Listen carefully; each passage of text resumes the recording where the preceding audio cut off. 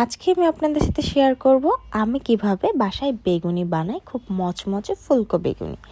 আমি আগে বেগুনি বানাতে পারতাম না, আমার বেগুনি হতো না, বাট বিয়ের পর আস্তে আস্তে আলহামদুলিল্লাহ আমি সব কিছুই শিখে গিয়েছি। বেগুনি কিভাবে বানাই সেটাও পারি এখন। আসসালামু আলাইকুম সবার, কী অবস্থা? আমি আলহামদুলিল্লাহ আল্লাহর রহমতে অনেক ভালো আছি এবং আপনাদের দোয়াতে। আমি বাসায় কিভাবে বেগুনি বানাই, ফুলকো বেগুনি এবং খুব মচমচে বেগুনি, সেটা আজকে আপনাদের সাথে শেয়ার করব। বেগুনি বানানোর জন্য আমরা সবসময় যেটা ইউজ করি যে বেসনের সাথে চালের গুঁড়া, তারপর হচ্ছে একটু খাবার সোডা, ময়দা, এগুলা মিক্স করে হচ্ছে আমরা বেসনের পিউরিটা তৈরি করি। কিন্তু না, খুব মচমচে করার জন্য ফুলকো করার জন্য এবং অনেকক্ষণ মচমচে থাকার জন্য এখন থেকে হচ্ছে আপনারা কর্নফ্লাওয়ার ইউজ করবেন চালের গুঁড়াটার বদলে। কারণ ওই কর্নফ্লাওয়ার দিলে খুব মচমচে হয় এবং হচ্ছে অনেকক্ষণ মচমচে ফুলকো থাকে। তাই হচ্ছে প্রথমে আপনারা যতটুকু বেসন নেবেন তার অর্ধেক হচ্ছে ময়দার অর্ধেক হচ্ছে কর্নফ্লাওয়ার নেবেন, আর খাবার সোডাটা হচ্ছে অল্প পরিমাণ, সামান্য পরিমাণের দিবেন। দিয়ে খুব ভালোভাবে এটা চাটনি দিয়ে চেলে নেবেন। চেলে নেওয়ার পরে ওটাতে হচ্ছে আদা রসুন বাটা অল্প অল্প দিবেন, বেশি দিলে হচ্ছে টেস্ট ভালো আসে না। আদা রসুন বাটা দিবেন, দেন হচ্ছে হলুদ গুঁড়া, মরিচ গুঁড়া, জিরা গুঁড়া, ধনিয়া গুঁড়া, লবণ এবং কালি জিরা, এগুলো দিয়ে একসাথে সবগুলা ভালো করে শুকনো উপকরণের সাথে খুব ভালো করে মেখে দেন অল্প অল্প পানি দিয়ে এটা মিক্স করবেন। একসাথে পানি দিলে হচ্ছে দলা পেকে যাবে, ভালোভাবে মিক্সচারটা হবে না।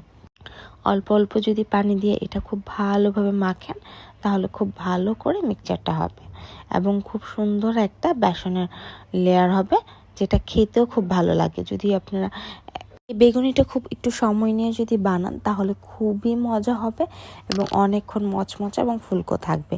একবার ট্রাই করে দেখবেন আমার রেসিপিতে, নিশ্চয়ই ভালো লাগবে। এই যে বেসনের যে লেয়ারটা সেটা আমার তৈরি হয়ে গেছে, সেটা খুবই মিহিন এবং স্মুথ হয়েছে।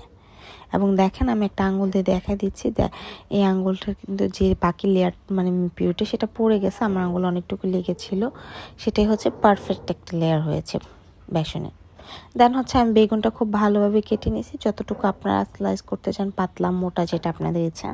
তারপর এটা ভালো করে ধুয়ে আমি একটা বাটিতে পানি দিয়ে এটা 10 মিনিট ভিজিয়ে রাখবো, একটু পানিতে লবণ দিয়ে মেখে পানিতে 10 মিনিট ভিজিয়ে রাখবো। 10 মিনিট ভিজিয়ে রাখার পরে এটা একটা ছাঁকনিতে দিয়ে ছেঁকে রেখে দিব কতক্ষণের জন্য, শুকনো করে ফেলবো, পানিটা ঝরাই ফেলবো।